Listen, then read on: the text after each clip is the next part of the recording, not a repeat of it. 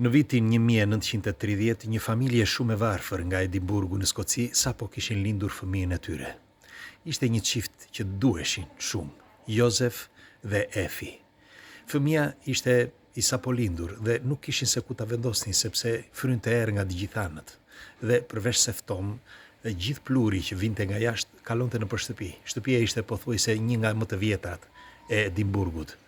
Dhe ishte shumë e vogël, si shtëpi dhe ata s'kishin ku ta vendosnin, dhe e futën në sirtarin e komodinës së dollapit. Aty pra, lindi ose u rrit Sean Connery, një nga aktorët më të mëdhenj i kinematografisë botërore. Sean ishte fëmia i parë dhe u rrit me shumë sakrifica. Babai i tij, Josefi, punonte në një fabrik dhe ashtu i lodhur si gjithmonë punonte orë të tëra. Kur kthej s'kishte kohë as që të laj, dhe ashtu si ishte tërplur dhe i djersitur, e zinte gjumi. Dhe me një kafshat bukë ndonjëherë, ashtu si ngrihej në mëngjes, hante bukën dhe pastaj shkonte sërish në punë. Nëna e Sean Conneryt, Efi, punonte si shërbëtore në shtëpitë të pasurve. Dhe herëherë kur kthej, ndoshta ndonjëherë edhe në kohë dreke, mundoi që të ushqente fëmijën e saj.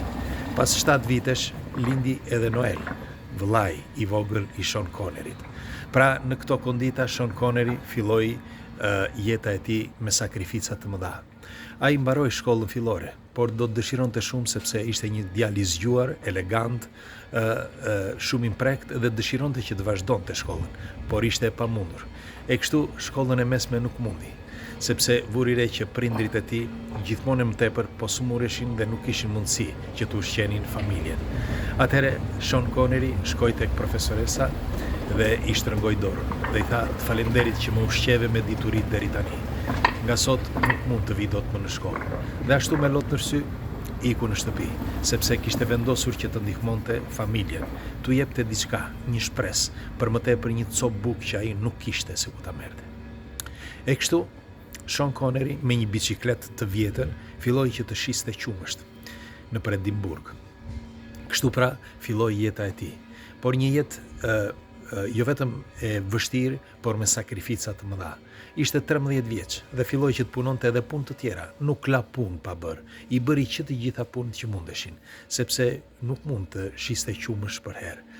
Dhe në moshën 16 vjeç, ai u detyrua që të shkonte ushtar, sepse me shpresë që të hante një copë bukë dhe për më tepër mos ishte barr e familjes, sepse i kishte provuar tashmë të gjitha punët, por nuk mund të kursente as edhe një pen. Dhe si përfundim shkoi të bënte ushtrin. Donte që të rrinte sa më shumë. Në fakt ai ndeti vetëm 3 vjet në ushtri, por donte të rrinte sa më shumë. Mirpo aty ushtar u smur. Dhe kështu që gjithë ajo peripeci e madhe që në moshën 13 vjeç deri tashmë në moshën po thuaj 19, ai u kthye edhe një herë aty ku nuk donte që të kthej. Tek ajo shtëpi e vjetër, tek ajo shtëpi që kur frynte një herë e ndjente edhe deri në palc ftomën. Kështu që aty me dhëmb filloi që të punonte edhe një herë me çfarë do lloj pune që t'i dilte, por dukej sikur jeta e tij po merrte ta të pjetën, sepse ishte pothuajse e pamundur. Në Edimburg, pra në Skoci atë kohë ishte shumë e vështirë, sepse duke qenë një pjesë e Anglisë, vinte si një vend i dytë dhe kishte shfrytëzim në maksimum të popullatës. Si përfundim, pas disa kohësh, krejt rastësisht ai teksa shkoi që çoi një shokun e tij, kishte njihte një shok. Kishte bërë disa shok ai, sepse ishte shumë i zgjuar dhe shumë i hedhur, por më tepër kishte një trup elegant dhe ishte i gjatë. Dhe një shoku i tij i thotë që do të shkonte në teatr, i kishin thënë për të bërë një rol, një shoku të tij, por në këtë rast me pagesë, me fjalë një teatr që do të pagonte dhe ishte shumë e rëndësishme ajo ditë. Dhe kur u futën aty në këtë sallë teatrale, regjisori teksa po shikonte, sepse kaloi aty regjisori dhe i pa të gjithë ulur, të gjithë u ngritën në këmbë nga Afrika, për respekt, por edhe nga Afrika, sepse kishin nevojë që të merrnin punën. Kurse Sean Connery ishte ulur aty në një cep, nuk e çau kokën, as nuk u ngrit në këmbë dhe as nuk e pa. Regjisori u kthye dhe po e shikonte me cep të syrit. "Po ti kush je?" tha. E paj askush i tha, Sean Connery, dhe regjizori u fut brenda. Mirë po, nga i moment, regjizori nuk mend asnjë nga ato fytyra përveç fytyrës së Sean Conneryt.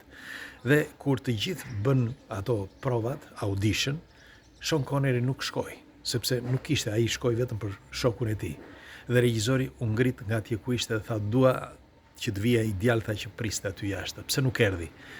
Atëre thërritën Sean Connery dhe e pyetën nëse kishte dëshirë që të bënte një rol.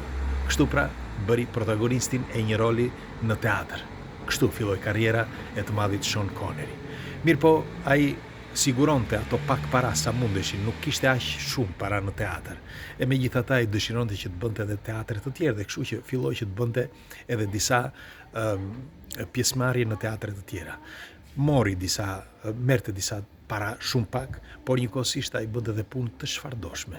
Çdo lloj pune e bëri, derisa më në fund një ditë e thërritën një nga agjensitë që të mund të bënte një provë për një rol në televizion. Dhe aty mori pjesë sepse ai i thanë që është një rol për ty. Ishte një rol për një njeri që të ishte i egër, të ishte skocez dhe të ishte i sigurt. Dhe ishte identik rol për të. Në fakt e morën, ishte një nga protagonistët e një vagabondi të një filmi të parë. Dhe ky ishte filmi i parë që bëri Sean Connery. Pas atij filmi, filloi që të bënte edhe filma të tjerë. Dhe deri kur bëri protagonistin gjithmonë si vagabond në vitin 1957. Dhe pastaj edhe një herë në 58 dhe në vitin 1961 një tjetër rol që shënoi, duke qenë protagonist, që shënoi detyrën e tij më të madhe, sepse në vitin 1962 një nga regjisorët më të mëdhenj të atyre kohërave kishte ndërmend që të bënte një ndryshim në kinematografinë angleze. Ai nuk dëshironte një aktor, nuk ishte ndodhur më përpara, nuk dëshironte një aktor të njohur, nuk dëshironte një njeri që të ishte parë nga të gjithë, por dëshironte një fytyrë të re me një që të tërhiqte sa më shumë. Përpara vitit 1962 kishin bërë një film të tillë. Mirë po, ishte një film jo shumë i suksesshëm dhe me një fytyrë që nuk ishte aq e madhe. Ishte në vitin 1954, ishte bërë një film i tillë, por ishte televiziv. Dhe tashmë regjizori, meqense kishte qenë le të themi një nga seritë më të suksesshme, si mund të quhet në atë kohë, sepse nuk ishte film me seri në atë kohë, dhe ai u mendua që ta bënte për kinema, dhe ky ishte ndryshimi i madh që bëri. Dhe ditën e parë, kur ata filluan që të bënin provat, morën disa aktor, por mes tyre ishte edhe Sean Connery. Dhe regjizori u kërkonte që të thoshnin vetëm një fjalë, të ktheheshin nga kamera, një kamerë e madhe, dhe të thoshin vetëm një fjalë: Bond, James Bond. Dhe nga momenti që i madhi Sean Connery u kthye nga kamera dhe tha fjalën Bond, James Bond, ajo shënoi jo vetëm karrierën e tij, pra të Sean Connery dhe të James Bondit, por njëkohësisht edhe të gjithë kinematografisë jo vetëm angleze, por edhe botërore.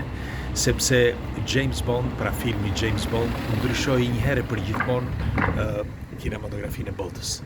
Dhe në vitin 1962 protagonisti ishte Sean Connery, që nga i moment për vite me radhë deri në vitin 1972 Sean Connery ishte fytyra më e njohur jo vetëm në kineman angleze, por edhe në botë, sepse nuk pati revistë që nuk e vendoste në kopertinë, nuk pati një televizion që nuk mund ta vendoste si. Pra të gjitha revistat, të gjithë televizionet kërkonin që të kishin fytyrën e James Bondit, ose më mirë të Sean Conneryt, qoftë edhe një herë në faqet e tyre. Me një fjalë, Sean Connery njohu Dianën, e kishte njohur që në vitin 1958, dhe u martua me të në vitin 1962, pikërisht kur mori filmin e James Bondit. Por në vitin 1973 u nda, sepse ishte një periudhë shumë e vështirë për të dy. Bashk patën një djalë dhe pas këtij djali menduan që të bënin edhe diçka, me një fjalë secili të bënte jetën e tij sepse dukej pothuajse e pamundur. Në fakt në atë kohë, pranë vitit 1972, vdiq edhe jati i Sean Conneryt. Dhe ky ishte një nga momentet më të vështira për të, sepse jati ishte ai që i kishte dhënë forcën për të qenë ai që ishte, pra Sean Connery. Jati tashmë ishte 69 vjeç dhe ishte i ri, le të themi, kështu që Seanit i mungonte shumë. Mirë po, pastaj filloi që në vitin 1973 njohu Madalenën dhe nga ai moment nuk e la deri ditën e fundit të jetës së tij. Sepse Madalena ishte ajo që mbajti, pra ishte një njeri serioz, Sean Connery, nuk shkonte me asnjë grua, nuk është se shkoi me gra të tjera, por ishte vetëm mënyra e jetesës, sepse ai kishte qenë një fëmijë i varfër dhe në vitin 1962, pra kur filloi karrierën e tij, ishte një karrierë shumë e fortë, me fjalë një karrierë që i mori pothuajse pjesën ndërmuese të jetës së tij, sepse ja dedikoi gazetave, revistave, televizionit dhe kinemas. Dhe kjo e bëri që ai të mungonte shumë për familjen. Pra ky ishte problemi, nuk ishte një problem që ai traktoi, asnjëherë nuk trajtonte. Në fakt, njihet publikisht një nga burrat më serioz të gjithë kinemas botërore. Dhe kështu pra, filloi filmi James Bond, që të gjithë aktorët që vijuan më vonë, pra pas Sean Conneryt, askush nuk mund të zvendësonte dot fytyrën e James Bondit. E ndryshoi pak vite më vonë